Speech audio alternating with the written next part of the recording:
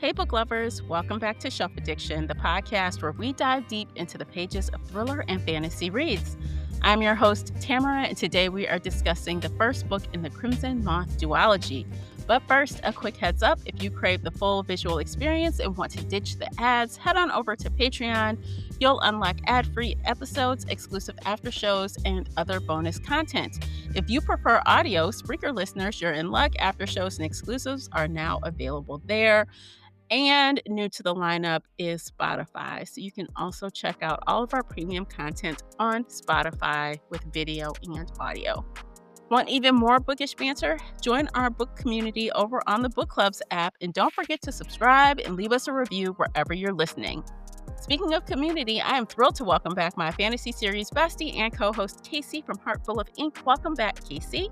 Hello, hello. I'm so excited to be here. Yes, I'm happy you're here. It's going to be a fun one. Yes. You can find links below, including how to follow Casey and myself, as well as the podcast in general. So click around, do all the things. We appreciate you for doing that.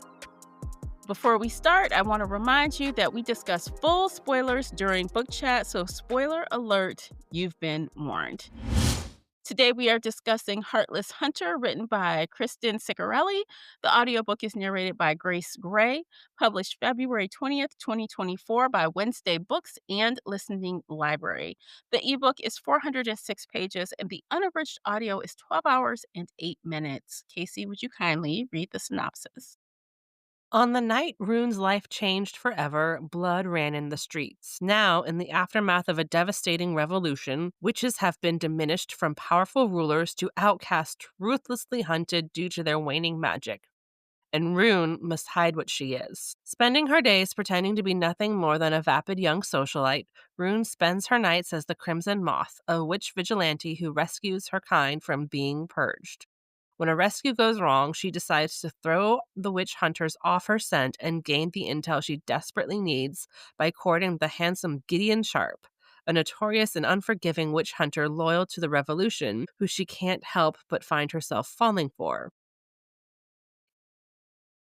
Gideon loathes the decadence and superficiality Rune represents, but when he learns the Crimson Moth has been using Rune's merchant ships to smuggle renegade witches out of the Republic, he inserts himself into her social circles by pretending to court her right back. He soon realizes that beneath her beauty and shallow facade is someone fiercely intelligent and tender who feels like his perfect match. Except what if she's the very villain he's hunting? What did you think when you turned that final page? So, two things at the same time. I absolutely love the fact that they are fully enemies again. To me, this is the true enemies to lovers. Like, when you tell me you're writing enemies to lovers, I want this. I want them actively trying to kill each other. I want them hating each other. I want them going, oh, we had great sex, but I still want to shoot you in the face. Like, love that. I don't ever see that, so this made me really happy that she did it. At the same time, I absolutely fucking despise when an author ends a love triangle by killing somebody off. And the fact that it was his brother makes it even worse. And I was like, no, this is a cop-out. Like, God damn it. You should not have killed Alex on the last page. Like, this is bullshit. We've said that about other books that have done that. I also don't like that because it, like you said, it's a cop-out. It's a cop-out.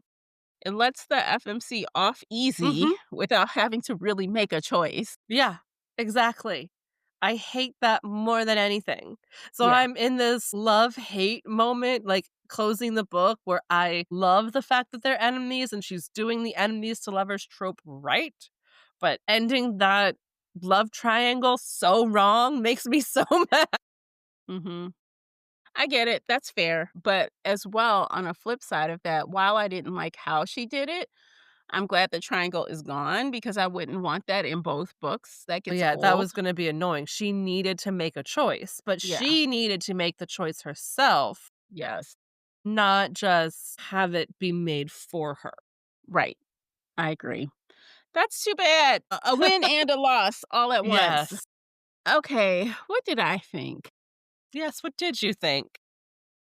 I thought, okay, swear to God, I don't know why I am always in the minority. I am like 99.9% in the minority, get what people think about the book. Like, I Mhm, never go with the grain. I'm mhm, always against it. And to be fair, when I finished the book, I wasn't like, "Oh, thank God it's over." It wasn't that level, mhm. but I wasn't Good. like, "Oh my God, what's next?" I was kind of left feeling like I was a boat just going in the waves with no anchor. I mean, that's better than what you've said about some other books. Yeah, so I kind of felt y'all know, meh, kind of about it. I also liked what you liked. I did like that it was a true enemies to lovers, but my love of the author doing that right was not enough for me because that's not like one of my favorite genres, enemies to Tropes? lovers. Yeah, tropes, thank you. Yeah. So I guess it's great that she did it correctly, but that wasn't like something I was gonna swoon over. You know what I Mhm, mean? Because she did it right. But I get it because if you mhm. really like that trope, you Yes. want to see it executed correctly. But I just And that's okay, fair, like, okay, it not yeah, everybody has to enjoy it. It's yeah, just so refreshing to hear somebody say it's enemies to lovers, and then they actually hate each other and they're trying to kill each other. Not just in the beginning, but throughout the whole story and at the end of the book too. yeah. Because, and I'm gonna make this comparison a lot, we read the Witch trilogy a couple years ago. Serpent and dove. Thank you. I was Blood and Honey is book 2, but I could not think of book 1. Serpent and Dove, right? It's very similar. She's a witch, he's a witch hunter. It's supposed to be enemies to lovers, but it's mostly, I don't know, just banter-ish. Like, they're not real enemies, you know? He forgives her, he saves her. At the Hmm. end, he picks her over his career, over his job, over everything. He's like, "I want you. I've Hmm. fallen in love with you." Blah, blah, blah, blah, Hmm. blah. And we Yeah, complained about that. yeah, Rightfully so.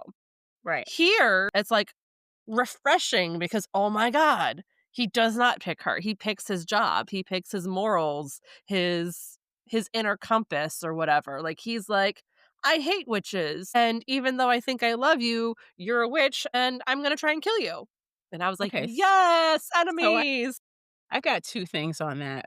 Two Okay, notes. go for it. First note: yes, he does hate witches, but he never liked her to begin with as a He kind person. of did. He didn't, and let me tell you why. There was a lot of miscommunication when they first met each other. They Absolutely, didn't yes. understand each other, Yes. and so he instantly thought she was a snob, and Mhm, she's like, "What's his fucking problem?" So mhm, they never liked each other, not really. I think they were curious about each other, but he started off from a point of, "I don't even like her like that," and now, "Oh, shit, she could possibly be a witch or an accomplice to a witch," mm, which fueled that even stronger. So it's not like he said, "Oh, this is my brother's best friend, and now I have to investigate her." He's like, "No, fuck that. I never really liked her anyway." So that's how I feel like it kinda, like, worked well because mhm. he didn't have to go against his instinct to like her. It was natural for him to dislike her anyway. Yes.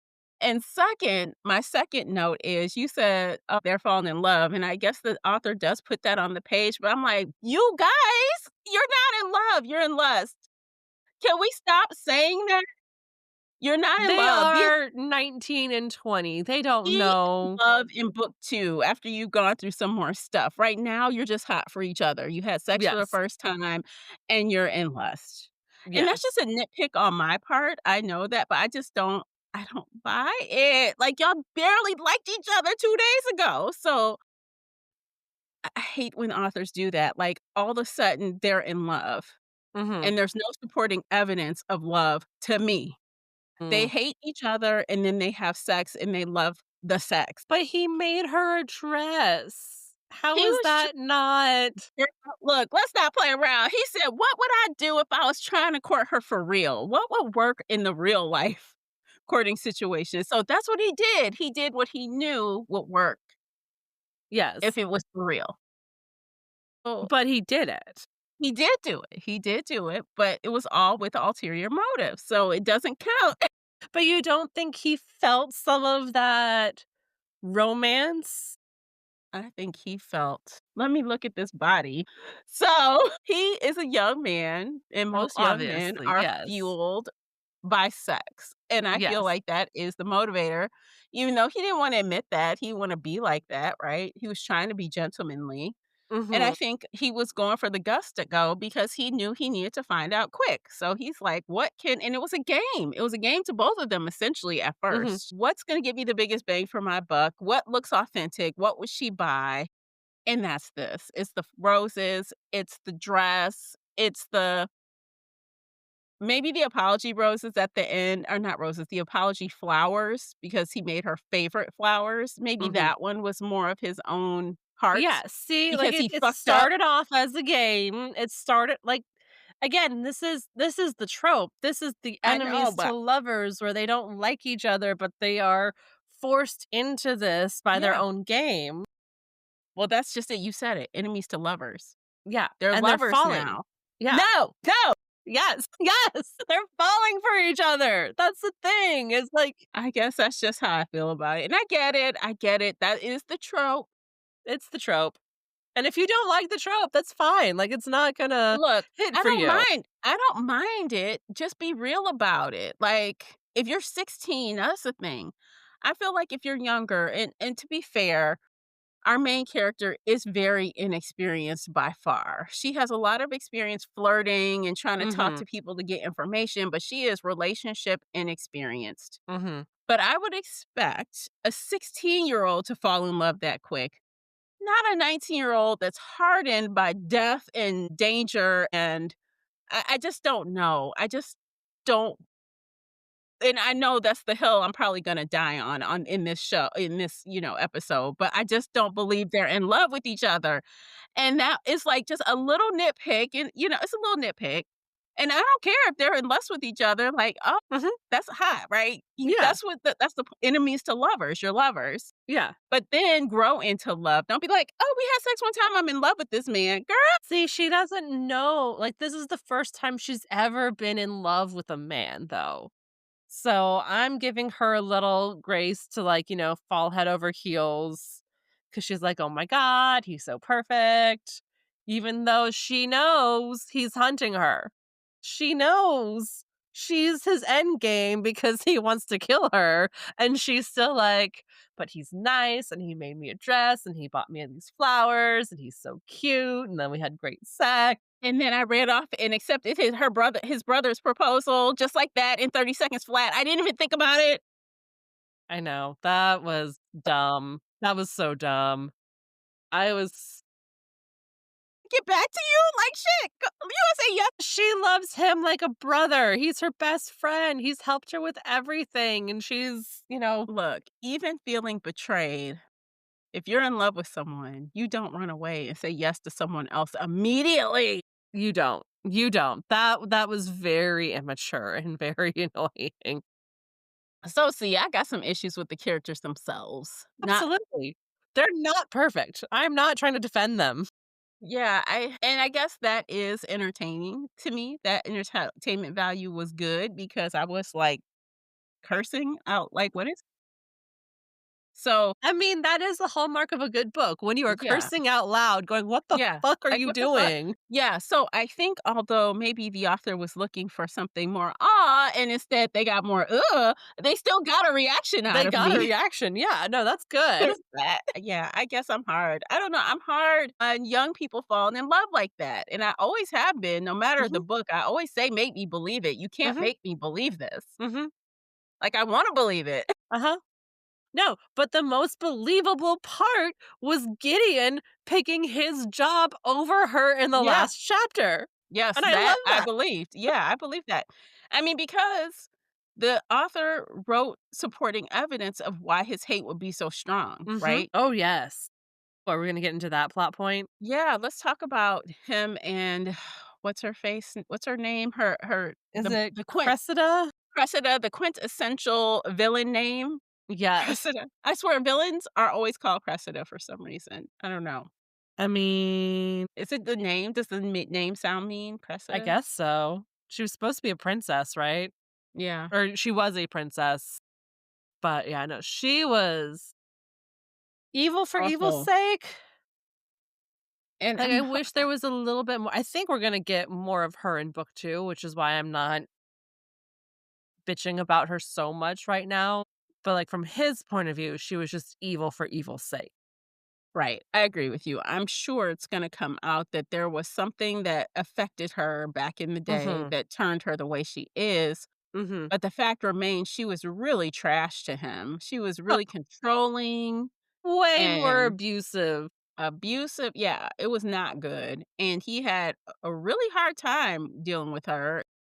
And that he just hated witches as a result of all his experience in that. And that Which is makes valid. sense. Yeah, it makes sense. And like we were saying, it supports why, even though he is in lust with someone, he cannot turn off the I hate witches. That overrides Mhm. everything. And that makes sense to me. It's going to take Yep. some time for that to kind of wear off, you know? Yes. So, and then to top that, the fact that his brother died. And his brother picked Rune over Yeah. him in that last chapter.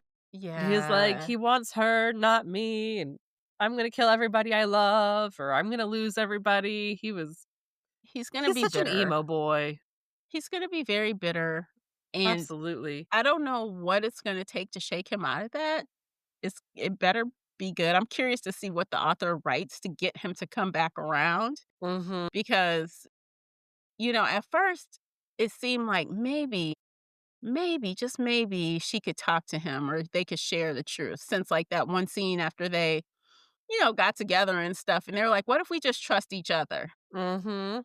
It made me think, "Well, maybe there's a chance that they could actually share," but now I'm wondering what's it gonna take for him to come back to the point where he feels like he could be, "Hey, let's trust each other." Think she's gonna have to kill Cressida because spoiler alert. Sorry, I should have said that first. Spoiler alert, Cressida's still alive.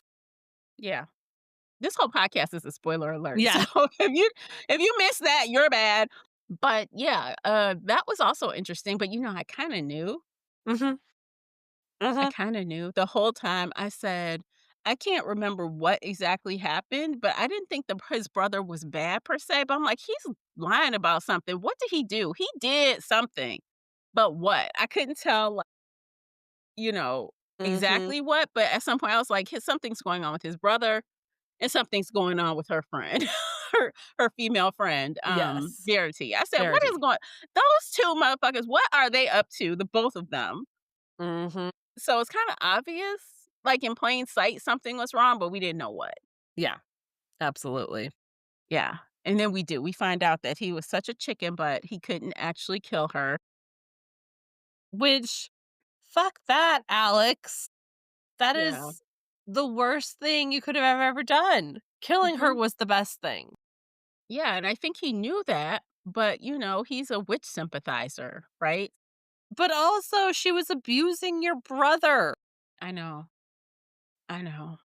And I agree with you, I would've killed her, but for some reason, he just couldn't bring himself to do it, Rude. and he just assumed that she would run away and try to save herself, but that just Mhm. also shows you how immature Alex can be as well. Well, he was what, like 15 or 16 at the time too? Like, he Yeah, was a kid. And yeah, I guess it's a good thing kids don't murder at 15.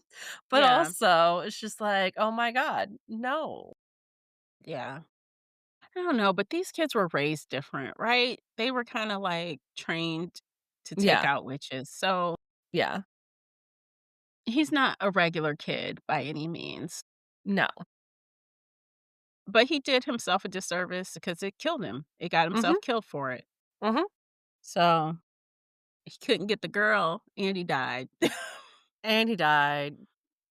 Yeah, A poor and his Alex. brother feels betrayed because you couldn't take care of business. So, let's start with Alex at the beginning of the book because when he ends, it's not good. But, like, what I'm really curious about his whole psyche, the way, he couldn't kill Cressida, but he knew witches were evil and abusing his brother, but also he loved Rune so much, and he helped her save hundreds of other witches, he was always there at the other end of the tunnel. He was there with the horse, the carriage, the boat, the whatever, to help get any witches she was rescuing as the Crimson Moth. Right. And, he sees his brother on the daily. His brother's the head of, I forget the name of the army, but it's like he's the head of the witch killers. Like, he goes around every day killing witches. And Right. to be torn between, or held between, his brother who he loves more than anything and the girl who he loves more than anything, and he's picking the girl and the witches every night, Mhm. instead of his brother. Mhm. That takes balls. That takes courage. That takes I liked Alex at the beginning, I could appreciate that. And in chapter 1 or chapter 2 or whatever, like, as we're learning all of this, and I knew, Rune's gonna end up with his brother, Gideon. She's not gonna fall for her best friend, even though he's, like, so madly in love with her. It's painful to everybody watching.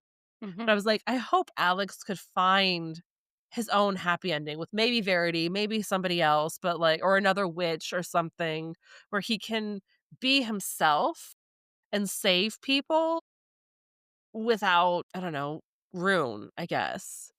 So, Like, I liked him at the beginning. I didn't dislike him at all in this entire book. I didn't even, like, dislike him when I found out he didn't kill her. I feel like I just needed a little more insight to why he was so sympathetic to the witches. Rune, because he was Well, in love with and Rune.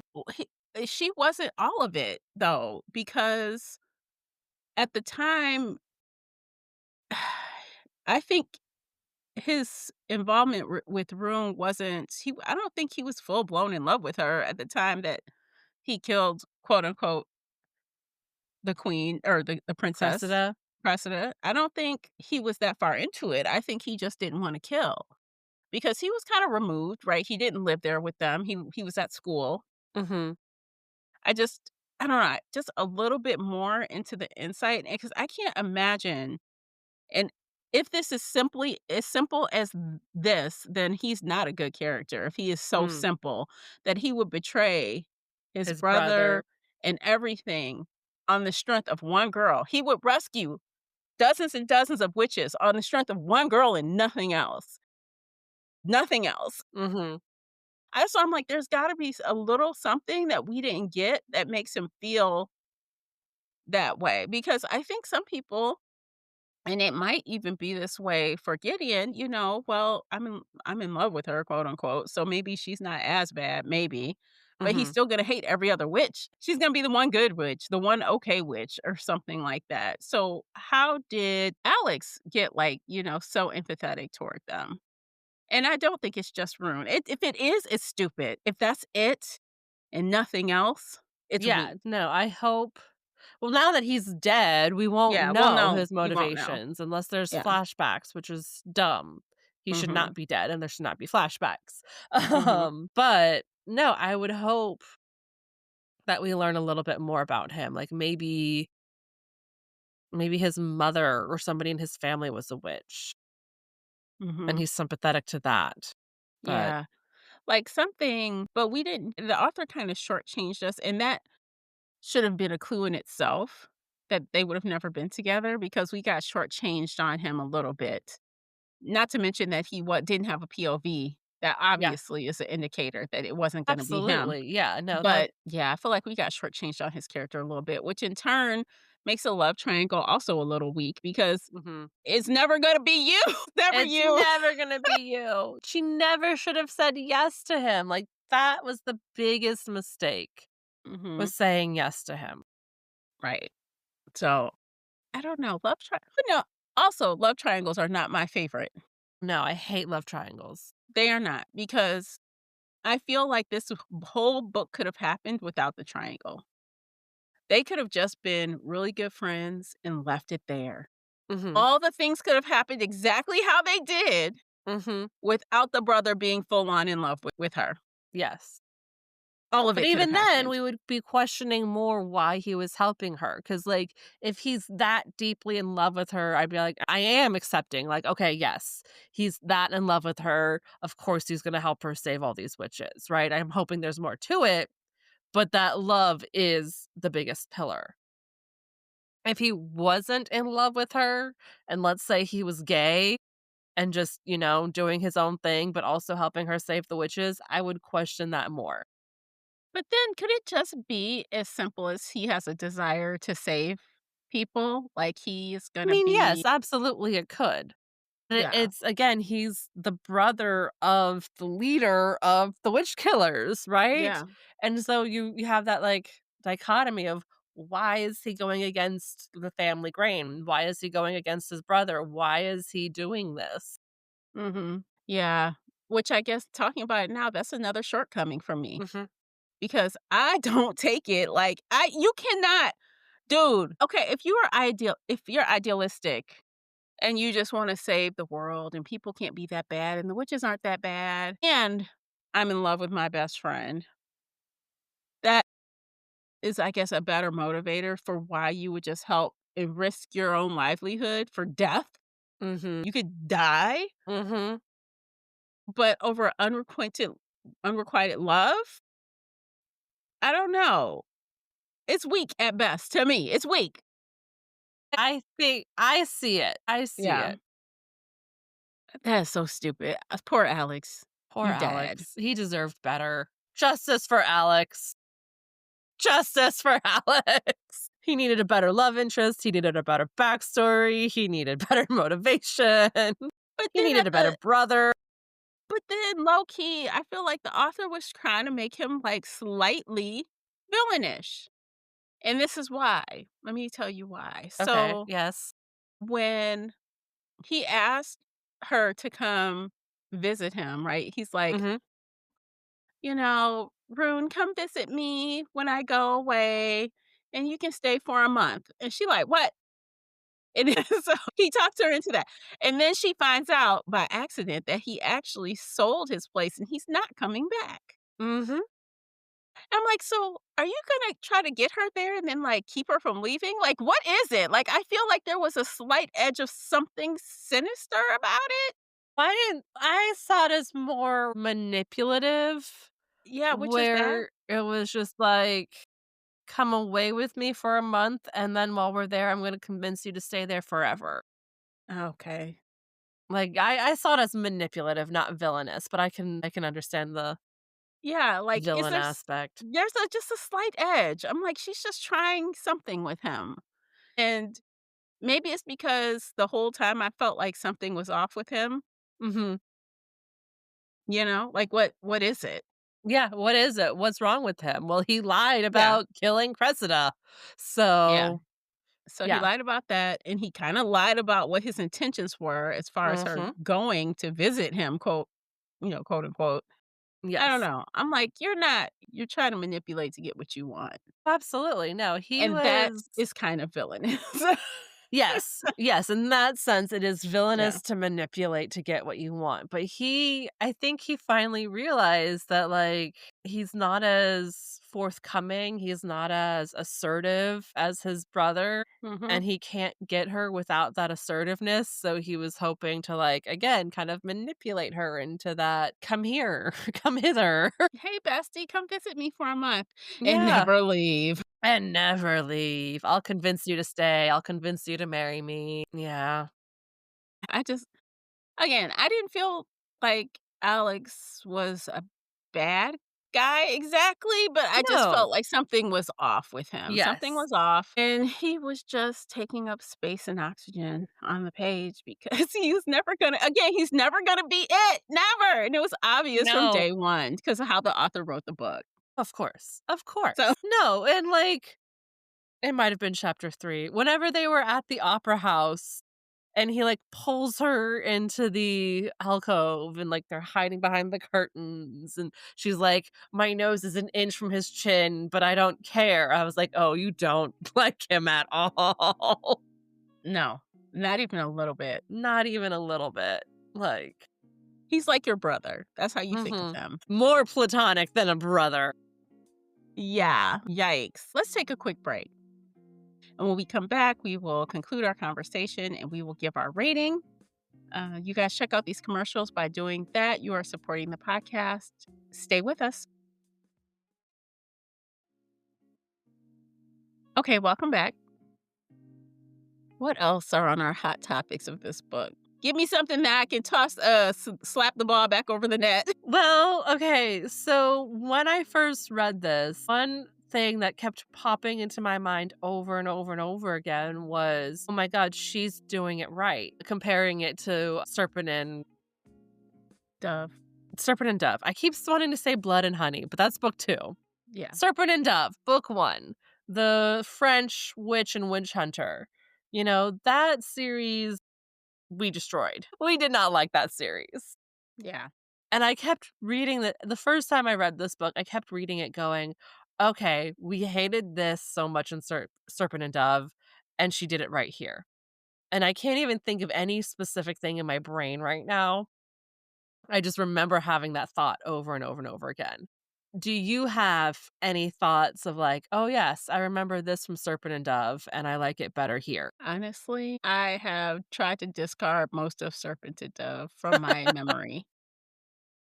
So even when you say that to me, I'm still like, I would agree that the enemies and lovers was enemies. Mhm. Mhm. I can't pluck out like plot points to say this is why I think that. That was so bad. Um, I don't know. Honestly, and you know what's funny? Even though you say that, I still don't compare these 2 books. Not really. Really? Mhm. They're so similar in my brain. Really? Yeah. Hmm.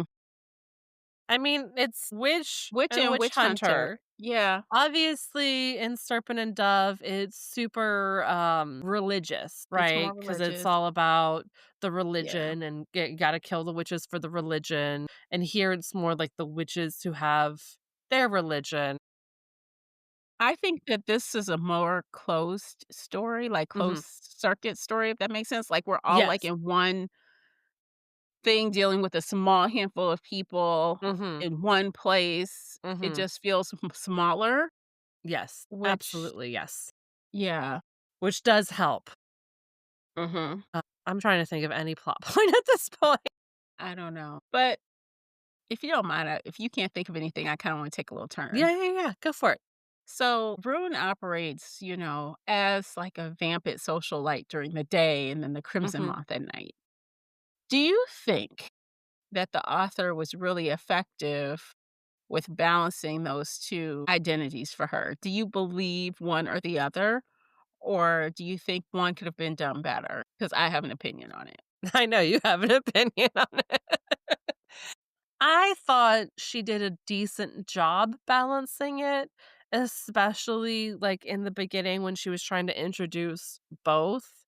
So, Mhm, I appreciated the fact that we started with her going after a witch, right? She's trying to find somebody, we know she's a witch, and then she realizes she's been taken, so she has to go be the socialite, and she has to go to the opera, and she's late and annoyed, and everybody's picking on her, and she's like, "Oh, I have to be vapid right now, and I have to show off my shoes, and I have to laugh and giggle and do this, that, and the other."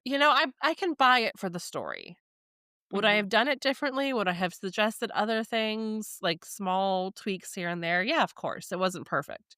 mhm. But I think overall, it worked. Okay.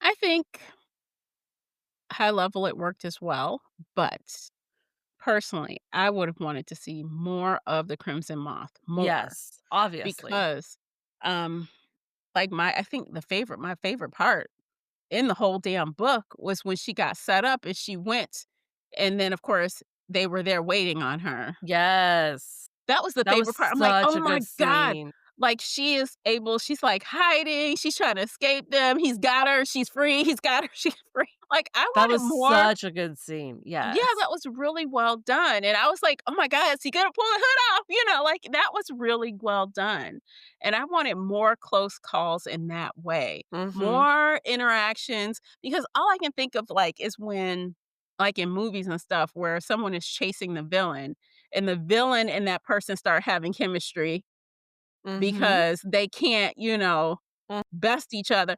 I wanted more of that side of the chemistry, and then when he finds out that it's her, it's like, "Oh my god, he feels chemistry in 2 different ways about this person." yes, That's yes. what was missing. I'm hoping that's gonna be a lot more of that in book 2, but we won't have the tension with, like, him pulling back the hood and revealing it anymore. Yeah.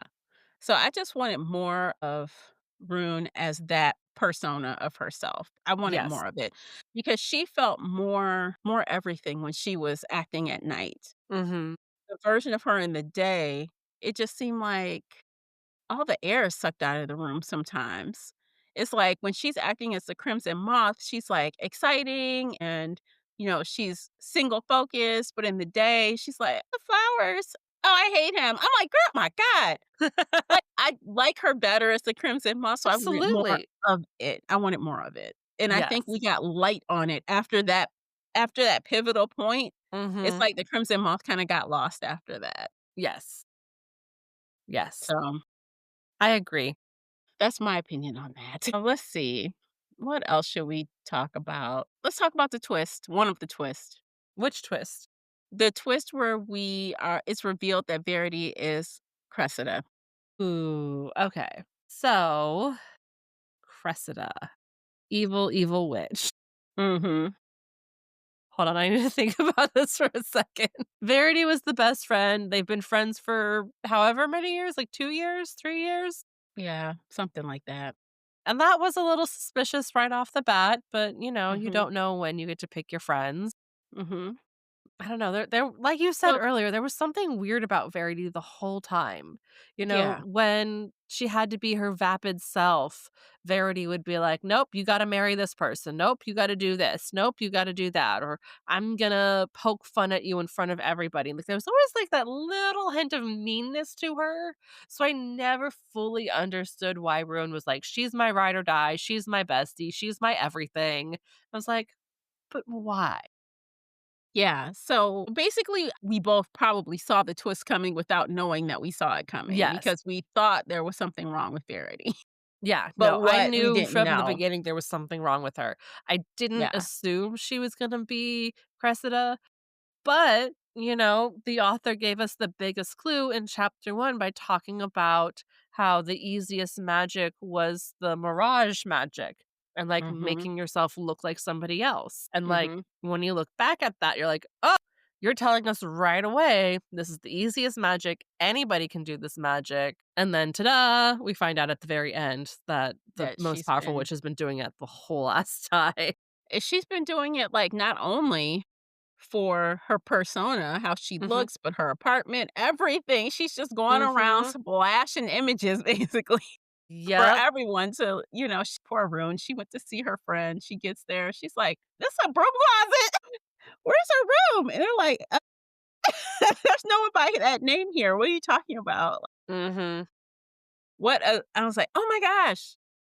It So I was a knew good right plot then. twist. Yeah, so I knew, like, when it came out that people were, like, working as a team, like, there are witches working together, I said, "That's Verity." Mhm. I knew it was her. I said, "I knew Mhm. it's her working with them," but I still didn't know she was Was Cressida. yeah. Same. Yeah. Same. I knew there was something off with her. I knew she was doing something else, but I didn't quite capture that it's Cressida. And I Mhm. also, again, speaking of Alex, I was like, there's something off with him. He's hiding something. I wonder if he didn't kill the witch. Like, I kind of guessed it, Mhm. but I never put that final plot twist together. So Yeah. kudos to the author for that, because normally I can pick out plot twists like nothing. Yeah, But same. So yeah, I this give one her was that because yeah. I didn't get it. It's like, it was right there.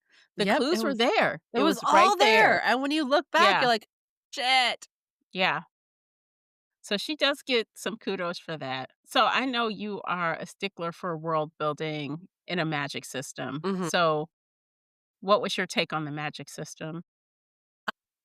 Wish there was a little bit more developed with it, Mhm, but at the same time, I understand, like, it's intentionally light because nobody has taught Rune anything, and everything she's learning, she's kind of learning on her own.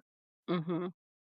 And then so I'm hopeful that we're gonna get a lot more world building about the magic system itself in book 2 once we have what's her name, Seraphina and Cressida and all of the witches together and people can start training Rune so she, like, has actual training instead Mhm. of just guesswork with the books. Yeah, Because, yeah, like, it was intentionally light, so I'm letting that go because, like, who was gonna teach her? Who right. could teach her? There was no one. Well, Verity tried to a A little, little bit, but she but kinda do it passively because she couldn't show she was a witch. mhm, So, how mhm, much can you actually teach when you're trying to hide like that? exactly, and would she even want to teach Rune? Like, Cressida got impressed with Rune there at the end when she realized how powerful Rune was because she, like, Mhm, broke shit, you know? mhm.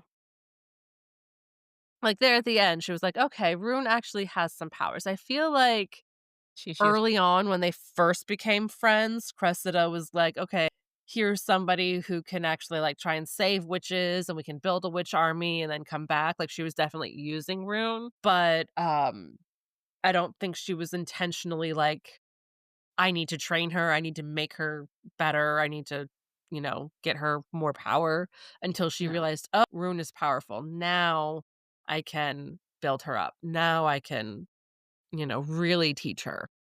Yeah, I think I agree with you. She saw as her as someone she could use Mhm. to help build her Exactly. little witch army Yep. because that's how Room felt about trying to rescue witches, and wow, what a coincidence. I need witches, let me help her. Mhm. Yep. Exactly. So but I think the magic system was interesting, and I think it was unique but gross that the author had a workaround for Rune to practice her magic without cutting herself. I'm like, "Okay, so your ass is just collecting period blood?" I'm like, "What if you're one of those lucky people who have, like, very, very light periods? That would screw you. You Mhm. wouldn't get enough to do Nope. anything." I mean, I thought it was funny. I was I'm like, laughing. "Period blood?" And so I'm thinking, how do you collect that, ma'am?" I'm trying to, like, in my head, think about how I would attempt to collect period blood. Well, in modern days, I don't know about what she was doing then, but there's these little cups, the, like, suction cups, But that didn't exist back but that then. didn't exist then, so I was wondering if she Yeah. put, like, a glass vial up there and Oh, just that would let be it. dangerous. That's risky business. Risky business. Don't clench. Because they don't have the plastic cups back then, but I was like, "What No. about, like, a glass?" That's what I was wondering. I'm like, "How are you doing that?" Because she carried them around in little glass vials Little later, right? Like, she was like, "I'm touching the glass vial in my pocket." how did it get in the vial? Maybe See, I she, guess like, I'm stuck kinda cotton curious. up there and then Look, squeezed it out. look, that would be do you know how little would come out of that? It would be very little. So little. So, That's why I'm like, maybe she just put a little cup up there. something. I don't know. It was kinda weird. It's kinda like I kinda wanna know, but I kinda don't wanna know. You Like, don't wanna author, know. explain it to me a little bit, like, just a little, because 'cause I'm like, "That's so odd." There are It's very times where there's creative, world building but and you're like, "Nope, I don't wanna know." yeah, it was creative, I'll give her that, but I'm like, "How?" I'm literally trying to think, and you're right, like, the Diva Cup and all these other Mhm. cup things exist today, which would be an Today. excellent Yeah. way to collect blood if Yeah. you needed to. We're talking about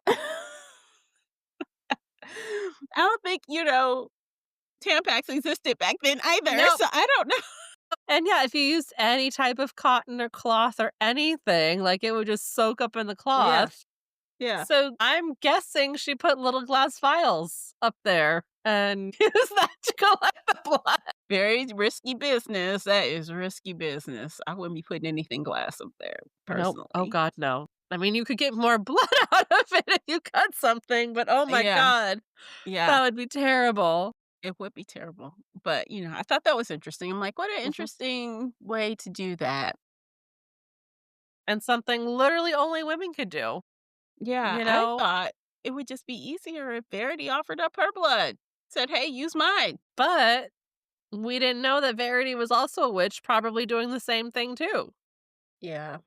I know she's also cutting herself because she doesn't care, but Mhm. she's probably like, "Oh, yeah, we can collect this blood and have some, backup just in case." Mhm. But she kept trying to, I think, kind of on the side, encourage her to cut herself because she's like, "You can't do the big spells off of Mhm. the little bits you're collecting. You Mhm. need more." So, I don't know. It was interesting. I was like, "Oh, we're doing that. Got it." That. Yes. That. But actually, it kept Gideon from finding out because he was Mhm. trying to investigate He was for looking for scars and cuts anywhere, yeah, and because the there was cuts none. turn kind of white. They have like a Mhm. white hue after they heal when you cut yourself Yeah. for a spell. Yeah. So, very I'm like, "Okay, girl. Go with that." Go with that. Yes. Yeah. Okay, what else? What other things? We talked about the ending. We kinda shared our predictions a little bit. Mhm. Okay, so what do you think is gonna happen in book 2? I think that, like you said, Seraphine will train her. She's gonna Mhm. become ultra powerful. Mhm. She's gonna say, "Fuck the period blood," and just start cutting, slicing, and dicing herself because there's no point anymore in hiding. And something's gonna happen that will make Gideon come after her. So I think he's gonna come after her regardless right now, like, his mhm, brother's dead, his abusive ex is alive, he just found out Rune is the Crimson Moth. I think he's about to get on a ship and come after yeah. her because he's But I don't think he's gonna even say, "I'm going to come after her," per se. I think he's gonna be in pursuit of Cressida to take her out. that too. That's that's gonna be the primary focus, and then I'll take you out while I'm here because you lied to me. You got my brother killed, you Do know? you think that Gideon or Rune is gonna kill Cressida? Honestly, I want Gideon to kill her. I think he needs it. I think so too. He needs yeah, he needs to kill her so he can let it go. But on Mhm. the flip side, if Rune killed her, then I think he would also feel like she did that for him Mhm. because so I think either way you can't lose, but Yes. I kinda want Gideon to do it. Same. That's my exact same thought. We're on the same page here because I Yeah. was like, he needs to do it for himself, but at the same time, if he saw Rune do it, it might help him, like, move towards forgiveness to her. Mhm. Yeah. 'Cause I don't know what else would be the trigger to make him forgive her There's not unless much she can do for forgiveness right now. There's really yeah, not. yeah. Maybe if she saves his life a couple of times, maybe he'll give her a benefit of the doubt if, like, he gets Maybe, in a but tight spot a few times and she helps him out of it. probably. But even then, Yeah, it's gonna be a wild ride. I hope we yeah. learn a lot more about magic systems. I hope we learn a lot more about Alex, even though he's dead, and I hate that. But I hate that too because I feel like if he were I still like I said earlier, we can learn more about him mhm, and the why he did the things he did. mhm. Maybe he has a diary somewhere. Was he writing in diaries? I don't remember. That I could have been don't a know. different book. Yeah, I'm not sure if he was. I don't think he was. It wasn't mentioned, I Okay. don't think. But, anything could pop up in book 2. Yeah, anything can pop up. Yeah. So I don't know. And I also think I think Cressida will die in the end. Absolutely. She has to die in the end. And obviously because the rules of the genre, they will be together. They Rune better and be together. Gideon will be together because of the rules of the genre. And that alone, regardless of if I think they should be or not, they will be. So I have accepted that they will be, and hopefully they can skip off into the sunset without any babies in tow. So we'll see. Yes. Let's hope. Yeah, Lord knows that is my absolute worst Yeah. thing. I Oh, hate yeah. that with a passion. So don't do that to me, Kristen, please. Do not, for the love of God. or you won't want to hear what I have to say. Okay, I guess we should go ahead and rate the book. What do you think? Yeah, let's rate it. All right, Heartless Hunter. What'd you think? I'm gonna give it a 4 stars. Okay. It was good. It wasn't perfect. I love that it was true enemies to lovers. I was happy with it. It was better than the other witch hunter books we've read. Mm-hmm. So, solid 4. Cool. I'm going to give it a 3. It was good enough. Mhm. There are things I liked more than other things.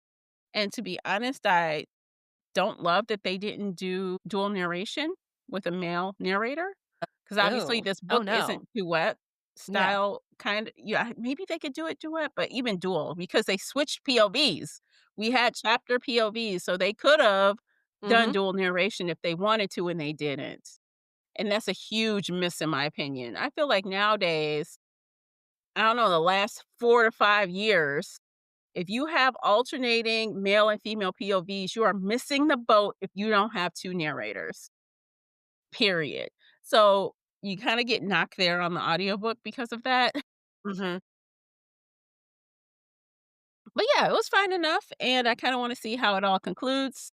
So, and you've been here for any amount of time, 3s aren't bad in my book, so Not at all.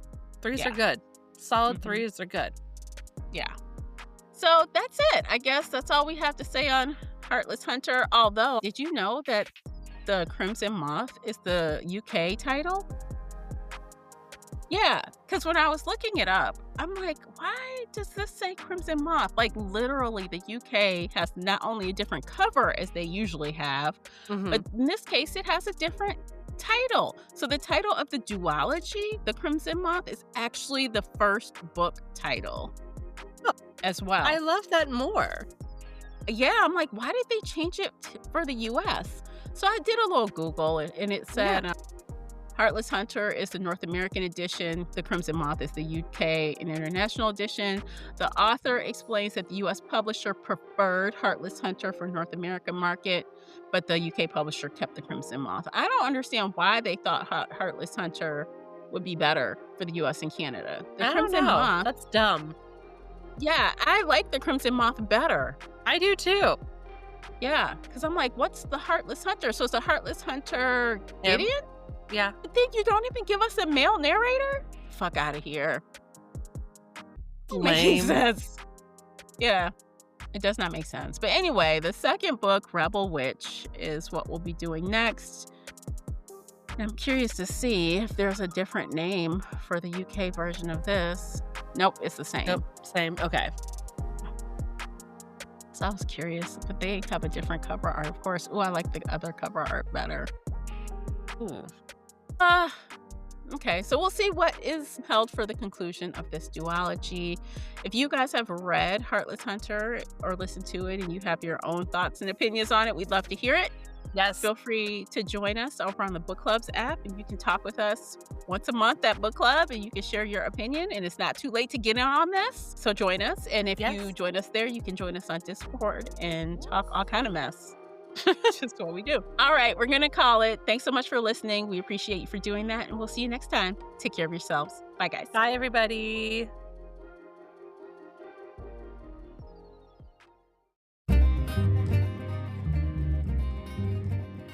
Did you enjoy today's episode? If so, please head over to Apple Podcast or Spotify and leave a positive 5-star review.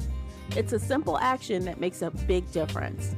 You can also like this episode on your favorite podcast player or share it with your fellow bookworm friends on social media. Joining the Shelf Addiction Patreon family is another way to support us. For as little as $2 a month, you can help our team create even more amazing bookish content. If Patreon isn't your thing, consider becoming a supporter on the Spreaker app for just $5 a month and gain access to exclusive audio-only content. You can find me everywhere, including Instagram, X, and TikTok under the handle Shelf Addiction. Join our book club of the same name on the book club's website and app, where we discuss all things bookish and more in a safe space. The Shelf Addiction podcast is a part of the Nerdy Maven Network. Thanks for tuning in.